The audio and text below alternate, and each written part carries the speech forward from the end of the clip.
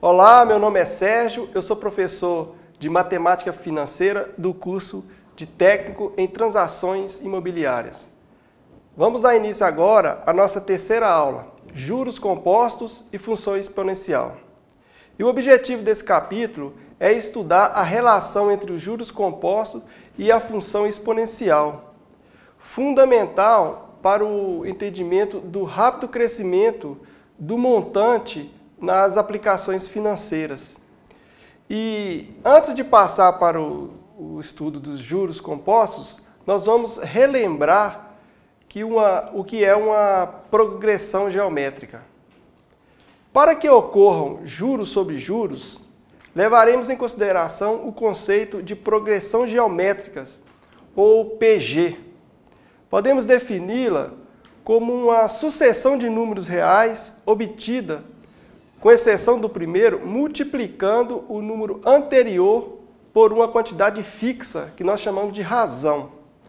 Para calcular a razão da progressão, divide-se entre si dois termos consecutivos. Por exemplo, na PG 1, 2, 4, 8, a razão Q é igual a 2, pois se eu dividir 4 por 2 é 2, ou então se eu dividir 8 por 4 é 2 e assim sucessivamente.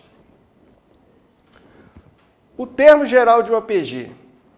O termo geral de uma PG é dado por AN igual a A1 vezes Q elevado a N menos 1.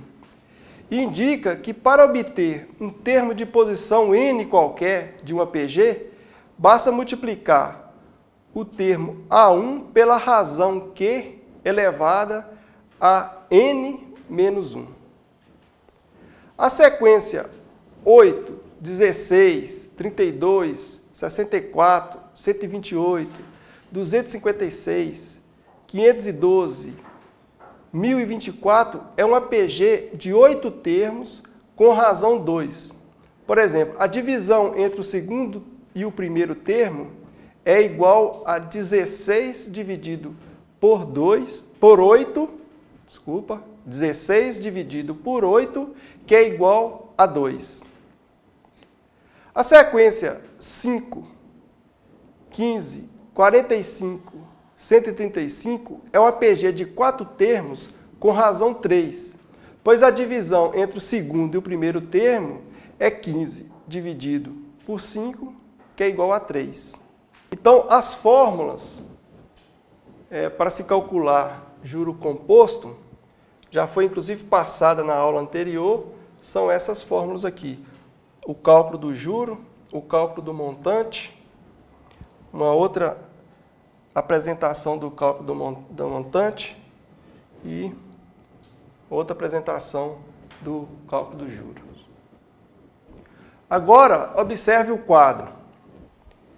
O capital de R$ 500 a juros de 1% ao mês no período de 4 meses. Então, nós desenvolvemos essa tabela.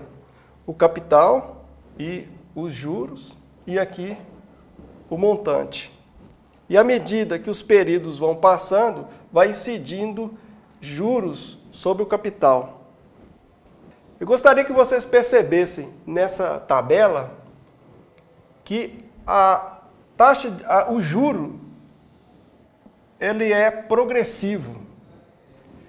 É o juro composto, é o que a gente chama de juros sobre juros. E no capital, inicialmente, de R$ 500, aplicado uma taxa de 1%, os juros é calculado sobre esse capital de R$ 500. Então, o montante é 505. E por que é juro composto? Porque o juro é aplicado também sobre o juro que incidiu no período anterior. O capital agora passa a ser 500 5, que é o capital inicial mais os juros. Então, a taxa de juros agora vai ser aplicada não sobre 500, mas sobre 505. E isso faz com que os juros sejam progressivos. Fatalmente, vocês se lembram do termo geral da PG. Então, dá para perceber aqui, ó, que o montante no período 1 é o capital mais o capital vezes os juros, que é 5%. Vocês vão se lembrar que o termo geral da PG é bem parecido com essas fórmulas que estão apresentadas aqui. Por exemplo, o montante do período 1 vai ser o capital mais o capital vezes a taxa de juro, que é 5. Então, o montante 1 vai ser o capital vezes 1 mais I. O montante 2 vai ser o capital vezes 1 mais I elevado a 2. O montante 3 vai ser o capital vezes 1 mais a taxa elevado a 3. E assim por diante. Então, chegou aonde eu queria chegar, que é a fórmula geral de juros compostos. Dá para perceber que o jeitão aqui dessa fórmula, da fórmula geral de juros compostos, é bem parecido com a fórmula geral da PG. Então, o juro composto é uma função exponencial. Na fórmula, M é montante, C é capital principal, I é taxa de juro e N, número de períodos em que o principal C, capital inicial, foi aplicado. Veja que no juro composto, o número de períodos N é um expoente, mostrando que os juros sobre juros terão uma forma exponencial ao longo do prazo. Já os juros simples, só havia multiplicações e a variação era linear. Como já falei antes na fórmula de juros simples ou composto, as unidades de tempo referente à taxa de juros I e do período N têm que ser necessariamente iguais. Esse é um detalhe importantíssimo que não pode ser esquecido. Nas aulas 6 e 7, aplicamos um capital de R$1.000 por 10 meses a uma taxa de 10% ao mês, acumulando um montante de R$2.000 no final. Mas se fosse a juros compostos, aí eu usaria essa fórmula aqui, ó, que é uma fórmula exponencial. Então, o capital é 1.000, a taxa é 10%, né? 10%, que é igual a 10 dividido por 100, que é igual a 0,1. E como a taxa é ao mês e o período também é em meses, aí é só entrar na fórmula direto. Então, desenvolvendo essa equação, nós vamos chegar que o montante no final de 10 meses aplicado a um capital de R$1.000 a 10% ao mês, no juro composto é R$ 2.593,74, diferente de R$ 2.000, que é do juro simples. Isso, mais uma vez, comprova que a função de juro composto é uma função exponencial. Então, essa é a representação gráfica dos juros compostos. Como não poderia ser diferente, é uma curva, é uma parábola. No caso de juros simples, seria uma reta, que sai de 1.000 até 2.000. Isso aqui é a diferença dos juros entre juros compostos e juros simples. Neste capítulo, faremos a revisão de juros compostos por meio de exercícios práticos em situações que podem ser reais. Aplicou-se a juros compostos um capital de R$ 1.400.000 a 4% ao mês durante 3 meses. Determine o montante produzido nesse período. Então, o que a gente vai usar é essa fórmula aqui, ó, porque nós estamos tratando de juros compostos. Então, o capital é R$ 1.400.000. A taxa de juros é 4% ao mês. O período, 3 meses. Não preciso trabalhar as unidades, porque todas duas apontam para meses. Então, qual que é o montante? Aí eu desenvolvo essa fórmula, C vezes 1 mais I elevado a N, e chego à resposta que o montante é R$ 1.574.809,60. Veja que 4% é igual a 4 dividido por 100, que é igual a 0,04. Isso aqui a gente tem batido bastante, porque é importante, tem que entrar na forma com o número fracionário. A que taxa ao mês esteve aplicado em uma caderneta de poupança um capital de R$ 1.440 para em 2 meses produzir o montante de R$ 1.512,90. Então, novamente, a fórmula que a gente vai usar é a fórmula de juros compostos. Sendo que o capital é 1.440, a taxa de juros é o que a gente está procurando, o período, 2 meses, e o montante, R$ 1.512,90. Então, eu desenvolvo essa fórmula aqui e chego a taxa de juros, que é 2,5%. Quando usamos juros simples e juros compostos? A maioria das operações envolvendo dinheiro utiliza juros compostos. Estão incluídos compras a médio e longo prazo, compras com cartão de crédito, empréstimos bancários, as aplicações financeiras usuais como caderneta de poupança e aplicações em fundo de renda fixa. Os bancos utilizam os juros compostos, é o modo dessa instituição lucrarem com a concessão de crédito, financiamento. Todas as operações bancárias envolvem juros e riscos. As operações de baixo risco rendem pouco juro e as de alto risco rendem mais juros, por se tratarem de juros compostos.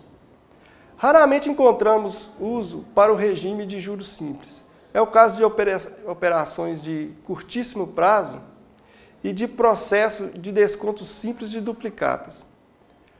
Tal fato ocorre quando o risco de se emprestar dinheiro e não receber o pagamento pela dívida, como o risco de uma pessoa ou empresa contrair uma dívida alta e não poder pagar, as instituições financeiras optam por regime mais rentável de cobrança de juros.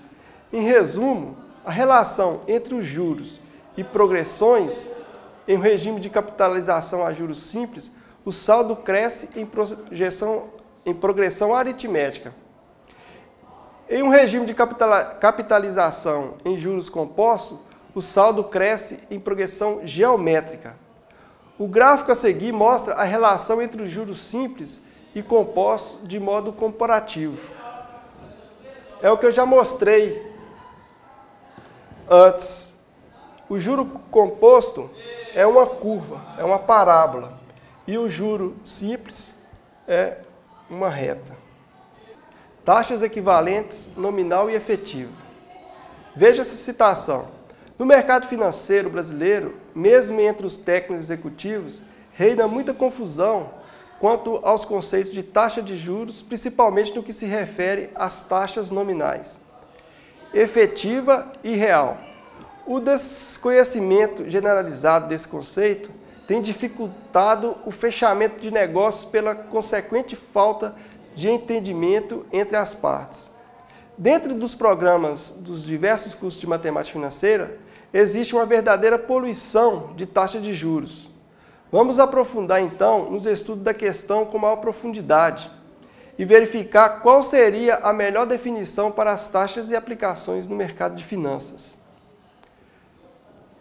Duas taxas, I1 e I2, como por exemplo, taxa ao ano e taxa ao mês, são equivalentes e aplicadas ao mesmo capital P durante o mesmo período de tempo, através de diversos sistemas de capitalização, se produzirem o mesmo montante final.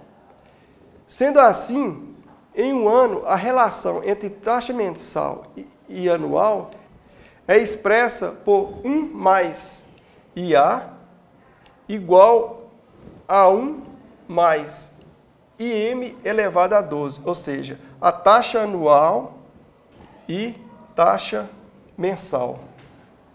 Ocorre que, pelo fato dos juros serem em regime composto, a conversão entre semestre e ano não é exatamente o dobro de. No nosso exemplo, a taxa semestral de 8% não é igual a 2 vezes 8. Veja aqui, qual a taxa anual equivalente a 8% ao semestre? Então, a taxa anual equivalente a uma taxa de 8% ao semestre. Em um ano, teremos 2 semestres. Então, substituído na forma, 1 mais a taxa anual é igual a 1 mais a taxa semestral elevado a 2. 2 representa a quantidade de semestre dentro do ano. Então, desenvolvendo essa equação aqui, a gente chega à conclusão que a taxa anual é 16,64. Se fosse juros simples, essa taxa seria de 16% ao ano. Da mesma maneira, ocorre que por conta dos juros serem em regime composto, a conversão entre mês e ano não são exatamente 12 vezes meio igual a 6. Existe um acréscimo por ser regime de capitalização composto. Veja no exemplo. Qual a taxa anual equivalente a 0,5% ao mês? Então, o período é a quantidade de vezes que mês cabe em ano. Então, são 12 meses. Então, desenvolvendo essa equação aqui, ó, a gente chega ao resultado da taxa anual de 6,16%.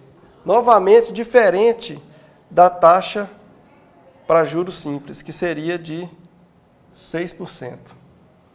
Taxas nominais. A taxa nominal é quando o período de formação e incorporação dos juros ao capital não coincide com aquele a que a taxa está referida. Veja alguns exemplos. 340% ao semestre com capitalização mensal. Semestre mensal. 1.150% ao ano com capitalização mensal. Ano mensal. 300% ao ano com capitalização trimestral. Então vamos para um exemplo. Qual o montante de um capital de R$15.000 no final de um ano com juros de 12% ao ano por trimestre? Então vamos à solução. O principal 15.000, o período 1 ano, a taxa 12% ao ano no trimestre. Então, um ano possui 4 trimestres. Então, IX é igual a I sobre X. IX é igual a I sobre X. E como IX é o I4, né, no período, no 4 trimestre, então teremos que 0,12, que é a taxa expressa em fração, dividido por 4, o 4 fugiu aqui, então teremos uma taxa de 0,03 ao trimestre. Assim temos N um ano, sabemos que em um ano tem 4 trimestres. Então, vamos desenvolver a fórmula do montante. Desenvolvendo essa fórmula, nós vamos chegar ao resultado que o montante de um principal de R$15.000 no fim de um ano com juros de 12% ao ano aplicado ao trimestre será de R$16.882,50.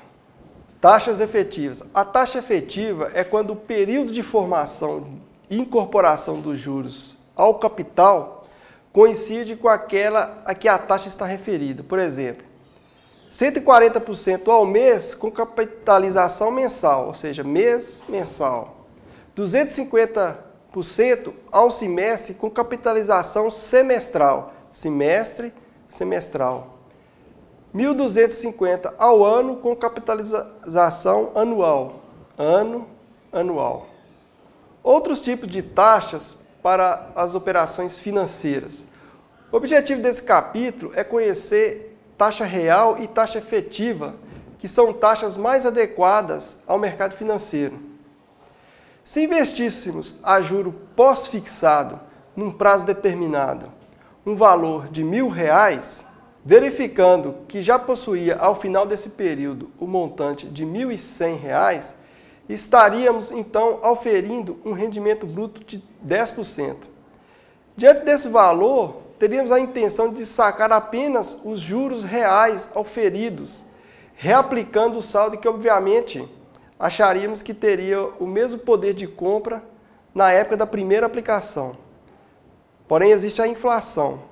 Se a taxa de inflação do período fosse de 4%, então a taxa de 10% obtida seria aparente, ou seja, ilusória ou não real, uma vez que teria que descontar a inflação. À primeira vista, parece então que o rendimento líquido seria de 6%. Essa taxa significa que, de cada R$100 aplicados, 6 seria o ganho real. Acontece que o correto seria, de cada R$104, se auferiria R$6 de juros reais. Por quê? Porque R$4 seria somente a atualização do capital pelo índice inflacionário para manter o seu poder de compra. Ou seja, o que se comprava no início da aplicação por R$100, compra-se no final da aplicação por R$104. Dessa maneira, fica bem claro que a taxa real de uma aplicação financeira é sempre menor que a diferença entre a taxa de rendimento bruto e a taxa de inflação. E pior, se o índice da inflação for maior que o rendimento da aplicação, aí teríamos uma taxa real negativa. E na apostila de vocês tem uma tabela que ajuda na compreensão das abreviaturas utilizadas no mercado financeiro.